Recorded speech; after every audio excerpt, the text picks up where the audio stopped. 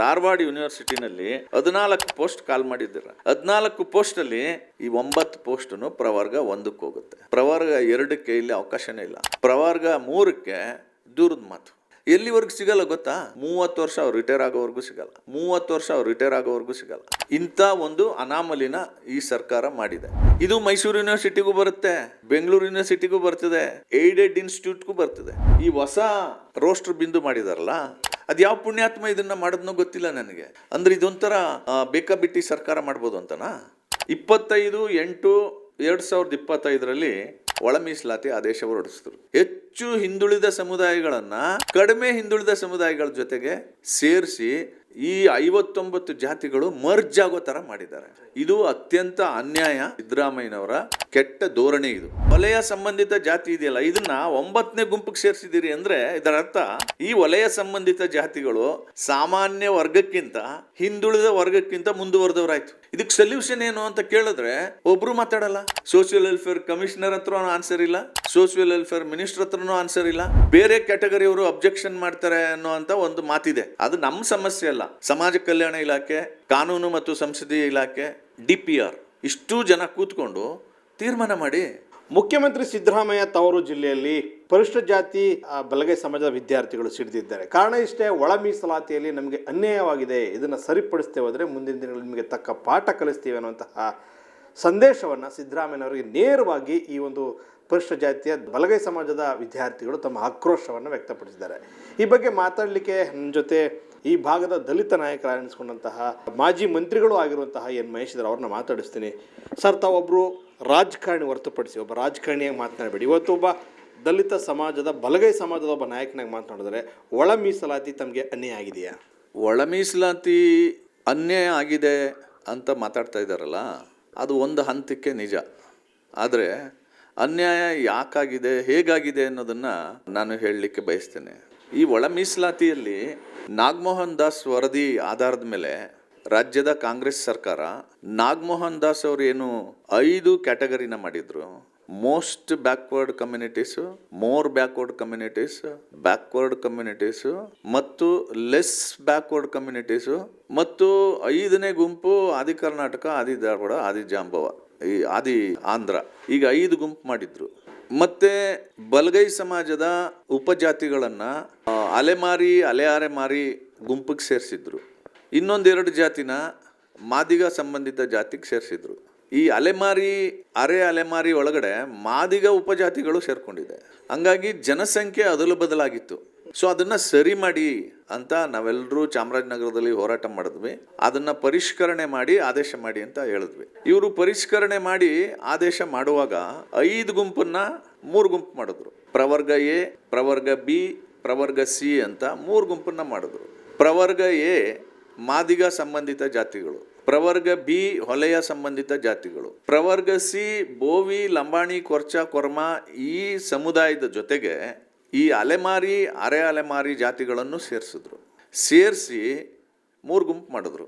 3 ಗುಂಪಿಗೆ ಮೀಸಲಾತಿಯನ್ನು ನಿಗದಿಪಡಿಸಿದ್ರು. ಪ್ರವರ್ಗ ಎಗೆ 6%, ಪ್ರವರ್ಗ ಬಿಗೆ 6%, ಪ್ರವರ್ಗ ಸಿಗೆ 5%. ಈ ಪ್ರವರ್ಗ ಸಿಗೆ 5% ಮಾಡಿದಾರಲ್ಲ, ಅದರೊಳಗಡೆ ಅಲೆಮಾರಿ, ಅಲೆಮಾರಿ ಜನರನ್ನ ಸೇರಿಸಿರ್ತಕ್ಕಂಥದ್ದು ತಪ್ಪು ಅಂತ ನಾನು ಈ ಆದೇಶ ಬಂದ ದಿನನೇ ಹೇಳಿದೆ.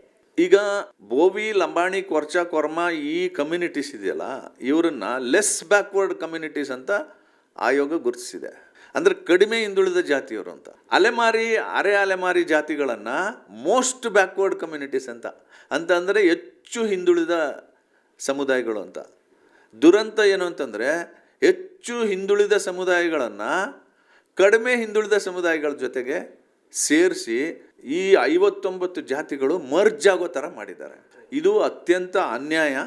ಸಾಮಾಜಿಕ ನ್ಯಾಯಕ್ಕೆ ಮಾಡಿರ್ತಕ್ಕಂಥ ಸಿದ್ದರಾಮಯ್ಯನವರ ಕೆಟ್ಟ ಧೋರಣೆ ಇದು. ಅದು ಯಾಕೆ ಮಾಡಿದ್ರು ಅಂತ ಎಕ್ಸ್ಪ್ಲೇನ್ ಮಾಡಬೇಕು ಜನರ ಮುಂದೆ. ಇದನ್ನು ಮಾಡಿದ್ರು. ಇದನ್ನು ಮಾಡಿ ಒಳ ಮೀಸಲಾತಿ ಆದೇಶವನ್ನು ಹೊರಡಿಸಿದ್ರು. 25/8/2025 ಒಳ ಮೀಸಲಾತಿ ಆದೇಶ ಹೊರಡಿಸಿದ್ರು. ಆದೇಶ ಹೊರಡಿಸಿದ್ರೆ ಸಾಕಾಗಲ್ಲ ಅಂತ ಹೇಳಿ ಒಂದು ವಿಧೇಯಕನೂ ತಂದರು. ಬೆಳಗಾವಿ ಅಧಿವೇಶನದಲ್ಲಿ ಇದು ಅಪ್ರೂವಲ್ ಆಯಿತು. ಇದು ವಿಧೇಯಕ ಕ್ಯಾಬಿನೆಟ್ ತೀರ್ಮಾನ ಆಗಿ ಬೆಳಗಾವಿ ಅಧಿವೇಶನದಲ್ಲಿ ಅಪ್ರೂವಲ್ ಆಗಿದ್ದಿದ್ದು. 11/12/2025 ವಿಧೇಯಕ ಮಾಡಿದ್ರು. ಈ ವಿಧೇಯಕದ ಆಧಾರದ ಮೇಲೆ ರೋಸ್ಟರ್ ಬಿಂದುಗಳನ್ನು ತಂದರು. ನೋಡಿ, ಇದು 3/9/2025 ಒಳ ಮೀಸಲಾತಿಗೆ ಅನುಗುಣವಾಗಿ ರೋಸ್ಟರ್ ಬಿಂದು ತಂದರು. ಇದನ್ನು ನಾನು ಹೇಳ್ತೀನಿ. 28/12/22 ಒಳ ಮೀಸಲಾತಿ ಬರೋದಕ್ಕಿಂತ ಮೊದಲು 15% ಇದ್ದಂಥ ಮೀಸಲಾತಿಯನ್ನು SCಗಳಿಗೆ 17 ಮಾಡಿ ಈ ಮೀಸಲಾತಿ ಈ ಬಿಂದುವನ್ನು ತಂದರು. ಇನ್ನು ರೋಸ್ಟರ್ ಪಾಯಿಂಟನ್ನು ತಂದರು. ಈ ರೋಸ್ಟರ್ ಬಿಂದುಗಳಲ್ಲಿ ಮೊದಲಿಂದ ನಾವು ಇಲಾಖೆನಲ್ಲಿ ಕೆಲಸ ಮಾಡುವಾಗಲೂ ರೋಸ್ಟರ್ ಬಿಂದು ಇದ್ದಿದ್ದು ಮೊದಲನೇ ಪೋಸ್ಟು SCಗಳಿಗೆ ಹೋಗ್ಬೇಕು ಅಂತ. ಮೊದಲನೇ ಪೋಸ್ಟು, 7ನೇ ಪೋಸ್ಟು, 14ನೇ ಪೋಸ್ಟು, 21ನೇ ಪೋಸ್ಟು ಇತ್ಯಾದಿ ಇತ್ಯಾದಿ ಪ್ರತಿ 6 ಪೋಸ್ಟ್ಗೆ ಒಂದು ಸತಿ ಶೆಡ್ಯೂಲ್ ಕಾಸ್ಟು ಸಿಕ್ತಿತ್ತು. ಇದನ್ನು ಮಾಡಿದ್ರು. ಇಲ್ಲಿ ನಾನು ಈ ಹೊಸ ರೋಸ್ಟರ್ ಬಿಂದು ಮಾಡಿದಾರಲ್ಲ, ಇದರಲ್ಲಿ ಏನು ಮಾಡಿದ್ದಾರೆ ನಿಮ್ಗೆ ಹೇಳ್ತೀನಿ. ಇದನ್ನ ವಿದ್ಯಾರ್ಥಿಗಳು ಬಹುಶಃ ಇದನ್ನ ಇಟ್ಕೊಂಡು ಹೋರಾಟ ಮಾಡಿದ್ದಾರೆ, ಆಯ್ತಾ. ಇದ್ರಲ್ಲಿ ಒಂದಷ್ಟು ಸ್ಪಷ್ಟನೆಗಳಿದೆ, ನಾನು ಕ್ಲಾರಿಫೈ ಮಾಡ್ತೀನಿ. ಈ ಹೊಸ ರೋಸ್ಟರ್ ಇದೆಯಲ್ಲ, 3/9/25 ತಂದಂಥ ರೋಸ್ಟರ್ ಇದೆಯಲ್ಲ, ಇದರಲ್ಲಿ 2022 ಇದ್ದಂಥ ರೋಸ್ಟರ್ ಬಿಂದುಗಳಲ್ಲಿ first post will go to SC ಅಂತ ಇತ್ತು. ಈಗ ಒಳ ಮೀಸಲಾತಿ ಜಾರಿ ಆದಮೇಲೆ SC ಗುಂಪು 3 ಗುಂಪಾಗಿದೆ. ಪ್ರವರ್ಗ A, ಪ್ರವರ್ಗ B, ಪ್ರವರ್ಗ C ಅಂತ 3 ಗುಂಪಾಗಿದೆ. ಈ 3 ಗುಂಪಿಗೆ ರೋಸ್ಟರ್ ಬಿಂದುನ ಇಲ್ಲಿ ಮಾಡಿದ್ದಾರೆ.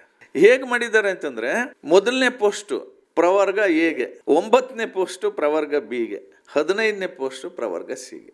ಈಗ ನನ್ನ ಪ್ರಶ್ನೆ ಏನು ಅಂತಂದ್ರೆ, SCಗಳಿಗೆ ಮೊದಲನೇ ಪೋಸ್ಟ್ ಕೊಡಬೇಕು ಅನ್ನೋ ಉದ್ದೇಶ ಏನಪ್ಪಾ ಅಂತ. ಯಾಕೆಂದ್ರೆ ಈ ಸಮುದಾಯಗಳು ಉಳಿದ ಎಲ್ಲ ಸಮುದಾಯಗಳಿಗಿಂತ ಅಂದ್ರೆ OBC ಗುಂಪುಗಳಿಗಿಂತ ಮತ್ತು ಸಾಮಾನ್ಯ ವರ್ಗಕ್ಕಿಂತ ಸಾಮಾಜಿಕವಾಗಿ ಶೈಕ್ಷಣಿಕವಾಗಿ ಅತ್ಯಂತ ಹಿಂದುಳಿದ ಸಮುದಾಯಗಳು. ಹಾಗಾಗಿ ಇವ್ರಿಗೆ ಫಸ್ಟ್ ಪ್ರಿಫರೆನ್ಸ್ ಕೊಡಬೇಕು ಅಂತ 1ನೇ ಪಾಯಿಂಟು. 2ನೇ ಪಾಯಿಂಟ್ ಏನು ಅಂತಂದ್ರೆ, ರೋಸ್ಟರ್ ಮಾಡುವಾಗ ಈ SC ಸಮುದಾಯ ಇವರ ಜನಸಂಖ್ಯೆಗೆ ಅನುಗುಣವಾಗಿ ಸರ್ಕಾರಿ ಉದ್ಯೋಗದಲ್ಲಿ ಪ್ರಾತಿನಿಧ್ಯ ತೆಗೆದುಕೊಂಡಿಲ್ಲ. ಅಡಿಕ್ವೇಟ್ ರೆಪ್ರೆಸೆಂಟೇಷನ್ ಅಂತ ಕರೀತಾರೆ ಇದನ್ನು. ಅಡಿಕ್ವೇಟ್ ರೆಪ್ರೆಸೆಂಟೇಷನ್ ಇಲ್ಲದೇ ಇರೋ ಕಾರಣ ಅವ್ರಿಗೆ ಅಡಿಕ್ವೇಟ್ ರೆಪ್ರೆಸೆಂಟೇಷನ್ನ ಕೊಡಲಿಕ್ಕೆ ಫಸ್ಟ್ ಪೋಸ್ಟ್ ಅಂತ ಮಾಡಿದ್ರು, ಆಯಿತಾ. ಸೊ SCಗಳಿಗೆ ಮೊದಲನೇ ಪೋಸ್ಟ್ ಕೊಡಬೇಕು ಅಂದಾಗ ಒಳ ಮೀಸಲಾತಿ ಜಾರಿ ಆದಮೇಲೆ SCಗಳು 3 ಗುಂಪಾಗಿದ್ದಾರೆ. 3 ಗುಂಪನ್ನ ಜೊತೆಲಿ ಇಡಬೇಕು, ಬೇರೆ ಬೇರೆ ಇಡಬೇಕು. ಅದು ಯಾವ ಪುಣ್ಯಾತ್ಮ ಇದನ್ನು ಮಾಡೋದನ್ನೋ ಗೊತ್ತಿಲ್ಲ ನನಗೆ. DPR ಅವರು ಯಾರೋ ಸೈನ್ ಮಾಡಿದ, ಚಂದ್ರಶೇಖರ್ ಅಂತ DPR ಡೆಪ್ಟಿ ಸೆಕ್ರೆಟರಿ ಸೈನ್ ಮಾಡಿರೋ ಆದೇಶ ಇದು. ನನ್ನ ಪ್ರಶ್ನೆ ಏನು ಅಂತಂದರೆ, ಈಗ ಪ್ರವರ್ಗ Aಗೆ 1ನೇ ಪೋಸ್ಟ್ ಕೊಟ್ಟಿದ್ದೀರಿ, ಫೈನ್. ಅವರು ಸೋಷಿಯಲಿ ಎಜುಕೇಷನಲ್ಲಿ ಬ್ಯಾಕ್ವರ್ಡ್, ಅವ್ರಿಗೆ ಕೊಟ್ಟಿದ್ದೀರಿ, ಫೈನ್. ನೀವು ಪ್ರವರ್ಗ B ಇದೆಯಲ್ಲ, ವಲಯ ಸಂಬಂಧಿತ ಜಾತಿ ಇದೆಯಲ್ಲ, ಇದನ್ನು 9ನೇ ಗುಂಪಿಗೆ ಸೇರಿಸಿದ್ದೀರಿ ಅಂದರೆ ಇದರ ಅರ್ಥ ಈ ವಲಯ ಸಂಬಂಧಿತ ಜಾತಿಗಳು ಸಾಮಾನ್ಯ ವರ್ಗಕ್ಕಿಂತ ಹಿಂದುಳಿದ ವರ್ಗಕ್ಕಿಂತ ಮುಂದುವರೆದವರಾಯಿತು. ಯಾಕೆಂದ್ರೆ ನೋಡಿ, ಪ್ರವರ್ಗ 1 ಪ್ರವರ್ಗ Aಗೆ 1 ಪೋಸ್ಟ್ ಸಿಗುತ್ತೆ. 2ನೇ ಪೋಸ್ಟ್ ಯಾರಿಗೆ ಅಂದರೆ ಸಾಮಾನ್ಯ ಅಭ್ಯರ್ಥಿಗೆ, 3ನೇ ಪೋಸ್ಟು ಪರಿಶಿಷ್ಟ ಪಂಗಡಕ್ಕೆ, 4ನೇ ಪೋಸ್ಟು ಸಾಮಾನ್ಯ, 5ನೇ ಪೋಸ್ಟು ಪ್ರವರ್ಗ A ಪ್ರವರ್ಗ 1 ಕ್ಯಾಟಗರಿ 1 BCM ಕ್ಯಾಟಗರಿ 1, 6ನೇದು ಸಾಮಾನ್ಯ, 7ನೇದು ಪ್ರವರ್ಗ 2A category 2A OBC category 2A, 8 ಸಾಮಾನ್ಯ, 9ನೇದು ಪರಿಶಿಷ್ಟ ಜಾತಿ ಪ್ರವರ್ಗ Bಗೆ. ಅಂದರೆ ಪ್ರವರ್ಗ B ವಲಯ ಸಂಬಂಧಿತ ಜಾತಿಗಳು ಮೇಲೆ ಹೇಳಿದಂತಹ ಎಲ್ಲ ಜಾತಿಗಳಿಗಿಂತ ಮುಂದುವರೆದವರ. ಇದು 1ನೇ ಪಾಯಿಂಟ್. 2ನೇದು ಪ್ರವರ್ಗ Cನ ನೀವು 15ಕ್ಕೆ ತಗೊಂಡೋಗಿದ್ದೀರಿ. ಹಾಗಾದರೆ ಇವರು ಈ ಮೇಲಿರೋ ಎಲ್ರಿಗಿಂತ ಬ್ಯಾಕ್ವರ್ಡ, ಮುಂದುವರೆದವರ. ಈ ಸೂಕ್ಷ್ಮಗಳನ್ನು ಸರ್ಕಾರ ಅರ್ಥ ಮಾಡ್ಕೊಂಡಿಲ್ಲ. ಸೊ ಇದನ್ನು ನಾನು ಆರ್ಗ್ಯೂ ಮಾಡ್ತಾ ಇರೋದು ಮೊದಲಿಂದನು. ಇದಕ್ಕೆ ಸೊಲ್ಯೂಷನ್ ಏನು ಅಂತ ಕೇಳಿದ್ರೆ ಒಬ್ಬರು ಮಾತಾಡಲ್ಲ. ಸೋಷಿಯಲ್ ವೆಲ್ಫೇರ್ ಕಮಿಷನರ್ ಹತ್ರ ಆನ್ಸರ್ ಇಲ್ಲ, ಸೋಷಿಯಲ್ ವೆಲ್ಫೇರ್ ಮಿನಿಸ್ಟ್ರ್ ಹತ್ರನೂ ಆನ್ಸರ್ ಇಲ್ಲ. ಸೊ ಅನ್ಫಾರ್ಚುನೇಟ್ಲಿ ದುರಂತ ನೋಡಿ, ನಾವು ಹೊರಗಡೆಯಿಂದ ಸೊಲ್ಯೂಷನ್ ಕೊಡಬೇಕಾಗಿದೆ. ಅದಕ್ಕೆ ನನ್ನ ಆರ್ಗ್ಯುಮೆಂಟ್ ಏನು ಅಂತಂದರೆ, ಸರ್, ಈ SCಗಳು 3 ಗುಂಪಿನವರು ಉಳಿದ ಎಲ್ಲ ಸಮುದಾಯಗಳಿಗಿಂತ ಹಿಂದುಳಿದಿದ್ದಾರೆ ಮತ್ತು ಉಳಿದ ಎಲ್ಲ ಸಮುದಾಯಗಳಿಗಿಂತ ಕಡಿಮೆ ಪ್ರಾತಿನಿಧ್ಯ ಇದೆ. ಹಾಗಾಗಿ ಇವರನ್ನು ಮೊದಲನೇ ಸ್ಥಾನದಲ್ಲೇ ಇಡಬೇಕು, 3 ಮೊದಲನೇ ಸ್ಥಾನದಲ್ಲಿ ಇಡಬೇಕು. ಹೇಗಿಡಬೇಕು ಅಂದರೆ, ಪ್ರವರ್ಗ Aಗೆ 1, ಪ್ರವರ್ಗ Bಗೆ 2, ಪ್ರವರ್ಗ Cಗೆ 3, ಆ ಥರ ರೋಸ್ಟರ್ ಬಿಂದುವನ್ನು ಮಾಡಿ ಓವರಾಲ್ 100 ಸರ್ಕಲ್ಗೆ ಬಂದರೆ ಇವ್ರಿಗೆ 70ನೇ ಬರೋದು. ಸೊ ಈ ರೀತಿ ಒಂದು ಸೊಲ್ಯೂಷನ್ನ ಹುಡುಕಿದ್ರೆ ಬಹುಶಃ ಈ ಸಮಸ್ಯೆಗೆ ಪರಿಹಾರ ಸಿಗುತ್ತೆ. ಬೇರೆ ಕ್ಯಾಟಗರಿಯವರು ಅಬ್ಜೆಕ್ಷನ್ ಮಾಡ್ತಾರೆ ಅನ್ನೋ ಅಂತ ಒಂದು ಮಾತಿದೆ, ಕೇಳ್ಪಟ್ಟಿದ್ದೀನಿ ನಾನು ವಿಧಾನಸೌಧದಲ್ಲಿ. That is not hour problem. ಅದು ನಮ್ಮ ಸಮಸ್ಯೆ ಅಲ್ಲ. ನೀವು ತೀರ್ಮಾನ ಮಾಡಿ. ಸಮಾಜ ಕಲ್ಯಾಣ ಇಲಾಖೆ, ಕಾನೂನು ಮತ್ತು ಸಂಸದೀಯ ಇಲಾಖೆ ಮತ್ತು DPR ಇಷ್ಟೂ ಜನ ಕೂತ್ಕೊಂಡು ತೀರ್ಮಾನ ಮಾಡಿ. ಒಂದು ತೀರ್ಮಾನ ಮಾಡದೇ ಇದ್ರೆ ಏನಾಗುತ್ತೆ ಅನ್ನೋದಕ್ಕೆ ನನ್ನ ಹತ್ರ ಒಂದು ಎಕ್ಸಾಂಪಲ್ ಇದೆ, ನಿಮ್ಗೆ ಹೇಳ್ತೀನಿ ನೋಡಿ. ಇದು ಧಾರವಾಡ ಯೂನಿವರ್ಸಿಟಿದು, ನಿನ್ನೆ ವಿದ್ಯಾರ್ಥಿಗಳು ಕೂಡ ಇದನ್ನು ಮಾತಾಡಿದ್ದಾರೆ. ಧಾರವಾಡ ಯೂನಿವರ್ಸಿಟಿನಲ್ಲಿ 14 ಪೋಸ್ಟ್ ಕಾಲ್ ಮಾಡಿದ್ದಾರೆ. 14 ಪೋಸ್ಟಲ್ಲಿ ಸುಮಾರು 9 post accountancy, horticulture, soil science, physical education, Kannada, psychology ಇತ್ಯಾದಿ 9 ಇಲಾಖೆಗಳಲ್ಲಿ ಒಂದೊಂದೇ ಪೋಸ್ಟ್ ಇರೋದು. ಸೊ ನ್ಯಾಚುರಲಿ ಇದೇನಾಗುತ್ತೆ, ಈ 9 ಪೋಸ್ಟನ್ನು ಪ್ರವರ್ಗ 1ಕ್ಕೆ ಹೋಗುತ್ತೆ, ಪ್ರವರ್ಗ 2ಕ್ಕೆ ಇಲ್ಲಿ ಅವಕಾಶನೇ ಇಲ್ಲ, ಪ್ರವರ್ಗ 3ಕ್ಕೆ ದೂರದ ಮಾತು, ಹಿಂಗಾಗೋಗುತ್ತೆ. ಇದನ್ನು ಹೇಳಿ. ರಾಜ್ಯಪಾಲರು ಈ ಒಳ ಮೀಸಲಾತಿ ವಿಧೇಯಕನ ವಾಪಸ್ ಕಳಿಸ್ತಾರೆ ಸರ್, ರಿಜೆಕ್ಟ್ ಮಾಡಿದ್ರು. ಇದು ಹೆಂಗೆ ಸರ್ ನೋಟಿಫಿಕೇಶನ್ ನೋಡಿಸ್ತಾರೆ ಸರ್ಕಾರ? ಅದೇ ನನಗೂ ಆಶ್ಚರ್ಯ. ಇದು ಏನು ವಿಧೇಯಕ ಇಲ್ಲಿ ವಿಧಾನಸಭೆಯಲ್ಲಿ ಅಪ್ರೂವಲ್ ಆಗಿದೆ, ಅದು ರಾಜ್ಯಪಾಲರ ಅಂಕಿತ ತೆಗೆದುಕೊಳ್ಬೇಕು. ಅವರು ಕ್ಲಾರಿಫಿಕೇಷನ್ ಕೇಳಿ ಹೊರಗಡೆ ಕಳಿಸಿದ್ದಾರೆ. ಇದಷ್ಟೇ ಅಲ್ಲ, ಅರೆ ಅಲೆಮಾರಿ ಸಮುದಾಯಗಳು ಕೋರ್ಟಲ್ಲಿ ಹೋಗಿ ಇದಕ್ಕೆ ಸ್ಟೇನು ಕೂಡ ತಗೊಂಡಿದ್ದಾರೆ. ಆಯಿತಾ? ಇಷ್ಟೆಲ್ಲ ಇರುವಾಗ ಈ ಆದೇಶವನ್ನು ಹೇಗೆ ಜಾರಿ ಮಾಡ್ತಾರೆ, ಈ ನೋಟಿಫಿಕೇಷನ್ ಹೆಂಗೆ ಜಾರಿ ಮಾಡಿದ್ರು ಅಂದರೆ ಇದೊಂಥರ ಬೇಕಾಬಿಟ್ಟಿ ಸರ್ಕಾರ ಮಾಡ್ಬೋದು ಅಂತನಾ? ಸೊ ಇದನ್ನು ಸರಿ ಮಾಡಬೇಕು. ಒಂದು ರೋಸ್ಟರ್ ಬಿಂದುಗಳಲ್ಲಿ 1, 2, 3 ಅಂತ ಬರಬೇಕು. ಅದು ಹೇಗೆ ಮಾಡ್ತಿರೋ DPRನವರು, ಲಾ ಡಿಪಾರ್ಟ್ಮೆಂಟ್ ಅವರು, ಸೋಷಿಯಲ್ ವೆಲ್ಫೇರ್ ಅವರು ಕೂತ್ಕೊಂಡು ಮಾಡಿ. ಎರಡನೇದು ಈ ರೀತಿ ಆಗುತ್ತಲ್ಲ, ಇದು ಮೈಸೂರು ಯೂನಿವರ್ಸಿಟಿಗೂ ಬರುತ್ತೆ, ಬೆಂಗಳೂರು ಯೂನಿವರ್ಸಿಟಿಗೂ ಬರ್ತದೆ, ಏಡೆಡ್ ಇನ್ಸ್ಟಿಟ್ಯೂಟ್ಗೂ ಬರ್ತದೆ. ಇದಕ್ಕೊಂದು ಸೊಲ್ಯೂಷನ್ ಹುಡುಕ್ಬೇಕು. ಇದಕ್ಕೊಂದು ಸೊಲ್ಯೂಷನ್ ಹುಡುಕಿ ಅಂದರೆ ಯಾರ ಹತ್ರನೂ ಸೊಲ್ಯೂಷನ್ ಇಲ್ಲ. ನಾನು ಹೇಳ್ತೀನಿ ಹಂಗೆ ಮಾಡಿ. ಈ ಯೂನಿವರ್ಸಿಟಿ ಒಂದೊಂದು ಡಿಪಾರ್ಟ್ಮೆಂಟ್ಗೂ ಸಪರೇಟ್ ರೋಸ್ಟರ್ ಮಾಡೋದ್ರ ಬದಲು ಇಡೀ ಯೂನಿವರ್ಸಿಟಿನೇ ಒಂದು ಘಟಕ ಅಂತ ಮಾಡಿ. ಯೂನಿವರ್ಸಿಟಿ ಅಂತ ಘಟಕ ಮಾಡಿದ್ರೆ ಒಂದು 15 ಅಸಿಸ್ಟೆಂಟ್ ಪ್ರೊಫೆಸರ್ಸ್ ಪೋಸ್ಟ್ ಕಾಲ್ ಮಾಡಿದ್ರೆ 15 ಪೋಸ್ಟನ್ನು ABC ಜೊತೆಗೆ ಇತರೆ ಹಿಂದುಳಿದ ವರ್ಗಗಳಿಗೂ ಸಿಗುತ್ತೆ. ನೀವು ಒಂದೊಂದು ಡಿಪಾರ್ಟ್ಮೆಂಟ್ಗೆ ಒಂದೊಂದು ರೋಸ್ಟರ್ ಅಂತ ಮಾಡಿದ್ರೆ ಒಂದೊಂದು ಡಿಪಾರ್ಟ್ಮೆಂಟ್ಲಿ ಒಂದೊಂದೇ ಪೋಸ್ಟ್ ಇರ್ತದೆ, ಸಿಂಗಲ್ ಪೋಸ್ಟ್. ಅದು ಪ್ರವರ್ಗ Aಗೆ ಸಿಗುತ್ತೆ, BCಗೆ ಸಿಗಲ್ಲ. ಎಲ್ಲಿವರೆಗೂ ಸಿಗಲ್ಲ ಗೊತ್ತಾ? 30 ವರ್ಷ ಅವ್ರು ರಿಟೈರ್ ಆಗೋವರೆಗೂ ಸಿಗಲ್ಲ.